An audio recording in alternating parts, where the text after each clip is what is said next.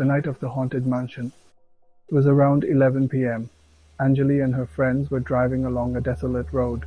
Suddenly their car broke down. There was darkness and silence all around.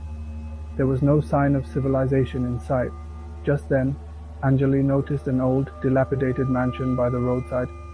Pointing towards it, she said, "Let's check over there. Maybe we can find some help." A heavy lock was hanging on the mansion's door, but as soon as they pushed the door, it opened on its own. The inside of the mansion was pitch dark, but the light from their phones provided a bit of illumination.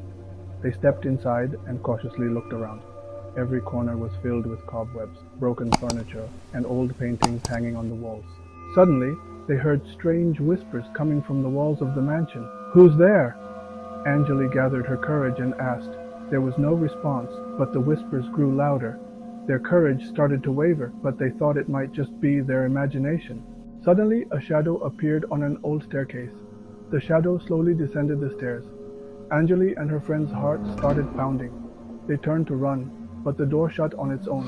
By now, the whispers had turned into loud laughter. "You cannot leave here," a booming voice said.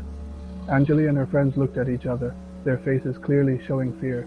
Suddenly, a woman in a white sari descended from the mansion ceiling. Her long, disheveled hair and red eyes made their hair stand on end. "You shouldn't have come here," the woman said slowly. "Now you will stay here forever."